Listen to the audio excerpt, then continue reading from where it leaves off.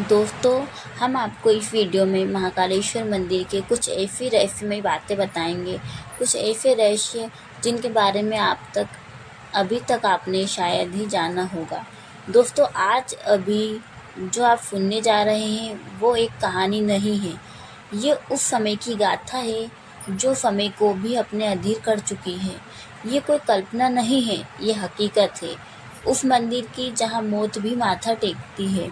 नाम है महाकालेश्वर। अकाल मृत्यु वो मरे जो काम करे चांडाल का, काल भी उसका क्या करे जो भक्त हो महाकाल का। कालों की काल महाकाल की महिमा अद्भुत महिमा है।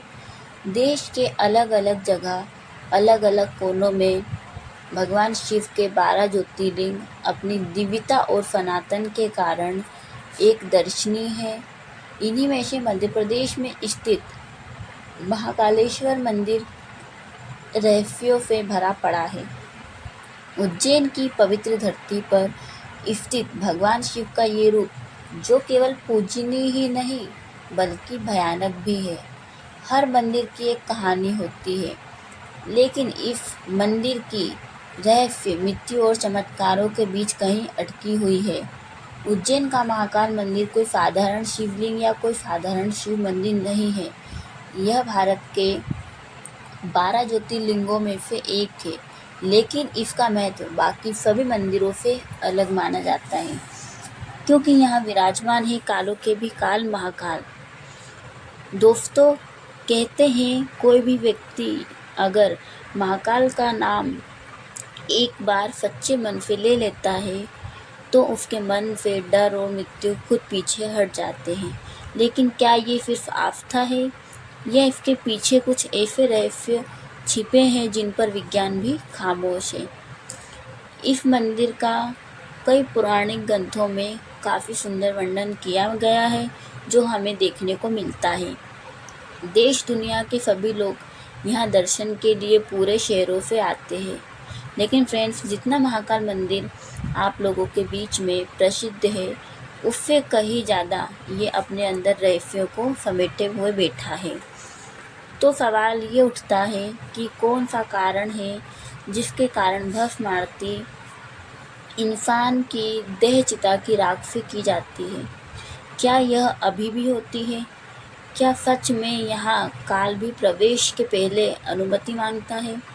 जो कहते हैं कि यहाँ की आरती देखने मात्र से व्यक्ति की आने वाले विपत्ति, काल और संकट टल जाते हैं। और कौन सी वह शक्ति है जो मंदिर के बाहर निकलते ही अदृश्य हो जाती है?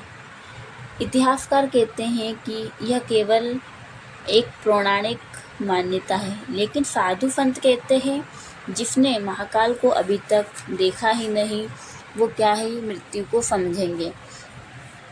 तो दोस्तों, आज ऐसे ही कुछ रहस्य हैं जिनके बारे में हम जानेंगे।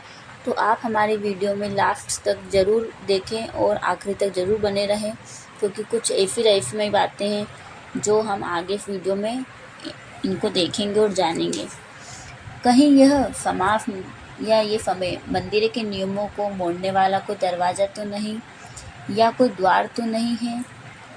यह एक ऐसा स्थान या फिर यह एक ऐसा स्थान है जहाँ आत्माएं भी अपने चैन की तलाश में आती है, क्योंकि महाकाल का संबंध मृत्यु लोक से भी है। एक सवाल यह भी है कि क्यों कोतवाल काल भैरव मंदिर में शराब चढ़ाई जाती है? और एक सवाल यह भी उठता है कि चढ़ाई गई शराब, सैकड़ों लीटर की शराब आखिर कहाँ पर जाती है? क्या काल भैरव भगवान स्वयं ये शराब पीते हैं? और जब अंग्रेजियों ने शराब के इस रहस्य को सुलझाने के लिए काल भैरव मंदिर की खुदाई करवाई, तब ऐसा क्या हुआ कि सभी अंग्रेज घबरा गए और फिर डर के कारण कभी भी काल भैरव मंदिर में प्रवेश नहीं किया? इतिहास में ऐसी कौन सी घटनाएं घटी हैं जो कोई भी व्यक्ति मंदिर में रात नहीं ठहरता? मध्य प्रदेश के मुख्यमंत्री ने इस परंपरा को किस तरह तोड़ा और उन्हें कुछ क्यों नहीं हुआ? भक्तों को अलग अलग रूपों में महाकाल दर्शन देते हैं। भगवान शिव के विस्तारीकरण के दौरान मंदिर के तत्व विभाग को मिले नर कंकालों के बीच मुख्य रहस्य छिपे हुए हैं, पर यह सभी सवालों के जवाब हम आपको इस वीडियो में देंगे और अपन इस वीडियो में जानेंगे। इसलिए ये वीडियो आपके लिए काफ़ी अच्छी होने वाली है और काफ़ी जानने को मिलेगा। तो इस वीडियो में आप आगे देखें और बने रहें। तो चलिए महाकाल का नाम लेकर इसकी शुरुआत करते हैं। दोस्तों, महाकालेश्वर मंदिर के रहस्य को जानने से पहले हम मंदिर किस तरह बना था और मंदिर का इतिहास क्या है, इसके बारे में जानेंगे। तो दोस्तों, शिव पुराण की कथा के अनुसार बहुत समय पहले उज्जैन नगरी, जिसे पहले अवंतिकापुरी के नाम से जाना जाता था, यहाँ चंद्रसेन नाम का एक राजा राज करते थे। वे पराक्रमी तो थे ही, लेकिन उनकी सबसे बड़ी पहचान थी भगवान शिव का अनन्य भक्त होना। जी हाँ दोस्तों, चंद्रसेन राजा भगवान शिव के अनन्य भक्त थे। उनके राजमहल में एक भौगोलिक शांति का माहौल था। उनके महल की सुबह शाम भगवान शिव की आराधना, रुद्र अभिषेक और मंत्र के उच्चारण से गूंजती थी। राजा की मित्रता शिव के परमगण मणिभद्र से थी। एक बार जब मणिभद्र स्वयं उज्जैन आए थे, मणिभद्र जो स्वयं कैलाशवासी थे, वह एक बार जब उज्जैनी आए थे तो उन्होंने चंद्रसेन को एक अनोखी चिंतामणि भेंट की। यह कोई साधारण मणि नहीं थी। इसे धारण करने वाले के पास अपार ऐश्वर्य, यश और विजय स्वयं चले आते थे।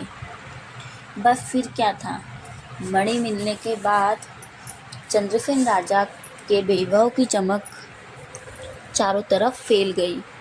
वह केवल न शक्तिशाली राजा बन गए, बल्कि उनके नाम से शत्रु भी कांपने लगते थे। लेकिन वह कहते हैं ना दोस्तों, जहाँ वैभव होता है वहाँ ईर्ष्या भी पीछे नहीं रहती है। जब यह बात आसपास के सभी राजाओं को पता चली तो सभी राजा उस चमत्कारी मणि को पाने के लिए लालसा में जलने लगे। एक बार दो राजाओं ने कुछ राजाओं के साथ और सेनाओं के साथ मिलकर उज्जैनी पर चढ़ाई कर दी। युद्ध के नगाड़ों बजने लगे। युद्ध के नगाड़ों की गूंज से धरती हिलने लगी। उनकी सेना के सामने चंद्रसेन की सेना बहुत कमज़ोर पड़ गई थी। लेकिन राजा चंद्रसेन तनिक भी विचलित नहीं हुए, क्योंकि उन्हें विश्वास था कि उनकी शक्ति किसी मणि में नहीं, बल्कि महाकाल की भक्ति में है। तब उन्होंने एक भी शस्त्र नहीं उठाए और वह महाकाल वन की तरफ चले गए, जहां उन्होंने अपनी आंखें बंद करी और भगवान महाकाल की भक्ति में लीन हो गए और ओम नमः शिवाय का जाप शुरू किया। धीरे धीरे उनकी आत्मा महाशक्तिशाली परम में विलीन हो चुकी थी। उसी समय उज्जैनी में एक और संकट आया था। वह एक भयानक राक्षस दूषण था। राक्षस दूषण वह यज्ञ, भक्त और भक्ति का विरोधी था। उज्जैन में भक्तों की बढ़ती संख्या और पूजा पाठ को देखकर वह क्रोधित हो गया। वह अपने सैनिकों के साथ उज्जैनी पर आक्रमण करने के लिए निकल गया। उनकी मंशा शिव भक्तों का अंत करना था और सभी को तोड़ना और भक्ति का नाश करना था और खुद को भगवान साबित करना और भगवान मानना था। उनने अपनी सभी जनता पर, उज्जैनी जनता पर आक्रमण किया और वहाँ हाहाकार मच गया। उस समय उज्जैनी दोनों तरफ से घिर चुका था। एक तरफ लोभी राजा और दूसरी तरफ राक्षस दूषण था, जिसकी शक्ति से पूरा शहर डर और आशंका से भर गया था। उसी समय एक गोपी और उसका बेटा भटकते हुए उसी महाकाल वन में पहुंच गए। उसने देखा कि एक राजा जिसने ऐश्वर्य से जीवन जिया होगा, अब वह साधु की तरह तपस्या में लीन है। यह दृश्य अद्भुत था। उसका बेटा बालक, जो जिज्ञासु था, राजा को देखकर देहमय, देहमुक्त मंत्र हो गया। वह भी वहीं कुछ दूरी पर जाकर और वहां बैठकर एक छोटा सा शिवलिंग बनाकर और पूजा पाठ करने लगा। उसे वहां बालक को फल फूल बेलपत्र, उसे जो भी वहां मिला वह शिवलिंग पर चढ़ाता गया। धीरे धीरे वह भक्ति में इतना खो गया कि उसे उसकी माँ की आवाज़ें भी सुनाई नहीं दे रही थी। उसने बालक को पूजा करने से इनकार किया और मना किया, परंतु बालक नहीं माना। उसकी माँ ने उसे फिर दोबारा मना किया पूजा करने से, और जिस समय उनकी माँ ने उन्हें पूजा करने से मना किया, उसी समय वहाँ एक चमत्कारी घटना दिव्य तेजी से रोशनी में उत्पन्न हुआ। तेज धवनी के बीच में नीचे तेज धवनी के आकार में बीच में एक मंदिर का निर्माण होता हुआ दिखाई दिया। जब वहाँ सब शांत हो गया था, तब उस मंदिर में एक दिव्य शिवलिंग प्रकट हुआ था, जिस पर वही फल और फूल और बेलपत्र चढ़े हुए थे जो उस बालक ने पहले चढ़ाए थे। शिव वहाँ स्वयं प्रकट हो गए। तभी महादेव की कृपा हुई और उनकी माँ को भी पता चला कि भक्ति भाव देखती है, न कि उम्र।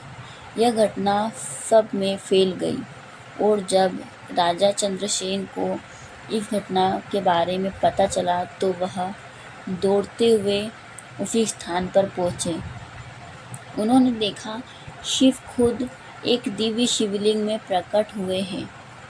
उनकी भक्ति तपस्या उनके सामने थी, एक मूर्ति के रूप में उनके सामने थी। यह राक्षसों के अंत का समय भी था। जैसे ही शिव प्रकट हुए, उन्होंने अपना रौद्र रूप धारण किया, और रूप धारण करने के बाद महाकाल बने। और शिव महाकाल बनने के बाद अपना रौद्र रूप धारण किया और महाकाल बने। उसके बाद अपने त्रिनेत्र को खोलकर हाथ में त्रिशूल लिए उस राक्षस दूषण का अंत भी किया। वह राजा ने तभी से शिव के आगे अपना माथा टेका और अपना सर टेका, और साथ ही खुद को शिव में पूरा समर्पित किया। शिवलिंग की स्थापना हुई और एक परंपरा जन्मी, जो कि राजा चंद्रसेन ने जन्माई, और उन्होंने कहा उज्जैन के राजा अब महाकाल ही है। आज भी उज्जैन की सुबह महाकाल के नाम से और उज्जैन की शाम महाकाल की आरती से संपन्न होती है, क्योंकि वहाँ के राजा ना कोई मनुष्य है और ना ही कोई सिंहासन पर बैठता है। वहाँ के राजा स्वयं महाकाल है। पौराणिक दृष्टि के अनुसार हमने जान लिया है कि महाकाल मंदिर का निर्माण कैसे हुआ था, और महाकाल मंदिर सभी के लिए एक आस्था का निर्माण भी है, जो आज भी सभी लोगों के लिए है। सभी लोग आज भी करोड़ों लोग मीलों दूर से दर्शन के लिए आते हैं, और बाबा के प्रति सबके मन में आस्था और विश्वास दोनों बने हुए हैं। महाकाल मंदिर में जो शिवलिंग है, कहा गया है इसे किसी ने स्थापित नहीं किया है, यह स्वयं ही उत्पन्न हुआ है। यह शिवलिंग कैसे उत्पन्न हुआ है दोस्तों, इसके बारे में हमने आपको पहले ही वीडियो में बता दिया है। यह सभी लोगों का मानना है कि महाकालेश्वर में सभी इच्छाओं को पूरा करना, काल संकट और विपत्तियों को टालना, सभी शक्तियाँ समाहित हैं। सभी शक्तियाँ उस मंदिर में पाई जाती है। महाकाल मंदिर के सबसे शिखर पर, महाकाल मंदिर के सबसे ऊंचे शिखर पर वहाँ से कर्क रेखा होकर गुजरती है। यह सावन के महीने में लोग दूर दूर से बाबा के दर्शन के लिए आते हैं और बाबा के दर्शन पाते हैं। लेकिन कहते हैं कि महाकाल भगवान के लिए सावन के महीने के सोमवार के दर्शन शुभ माने जाते हैं। बाबा महाकालेश्वर के बारे में काफ़ी प्रसिद्ध है, जो आज के समय में सभी के मन में बाबा महाकालेश्वर के प्रति आस्था और विश्वास दोनों बने हुए हैं। तो दोस्तों, ये वीडियो काफ़ी बड़ी हो गई है, इसलिए हम इसके आने वाली वीडियो में आपको इसके आगे जितने भी सवाल इस वीडियो में या जितने भी रहस्य के बारे में इस वीडियो में पूछा गया है, जितने भी सवाल उठे हैं, इन सारे रहस्यों को जानने के लिए आप आने वाली वीडियो ज़रूर देखें। हम आपको आगे की वीडियो में इन सभी रहस्यों के बारे में बताएंगे। अगर आपको हमारी वीडियो पसंद आई हो तो लाइक कीजिए, कमेंट्स कीजिए एंड सब्सक्राइब कीजिए और हमारे चैनल पर इसी तरह बने रहें और ज़्यादा से ज़्यादा शेयर कीजिए। और इसी तरह महाकाल मंदिर से रहस्य और महाकाल मंदिर के बारे में जानने के लिए हमारे चैनल को फॉलो करें, ताकि आप ज़्यादा से ज़्यादा महाकालेश्वर मंदिर के बारे में जान पाएँ और उज्जैन शहर से जुड़ पाएँ। और इस वीडियो में ऐसे ही बने रहे और एक कमेंट्स ज़रूर कीजिएगा दोस्तों, ताकि आगे हम आपके लिए इसी तरह की अच्छी वीडियो ला पाएँ और बना पाएँ। और आप इस चैनल पर बने रहिए, सब्सक्राइब कीजिए, लाइक कीजिए, कमेंट्स कीजिए और आगे आने वाली वीडियो इसी वीडियो का सेकंड पार्ट ज़रूर देखें। जय श्री महाकाल।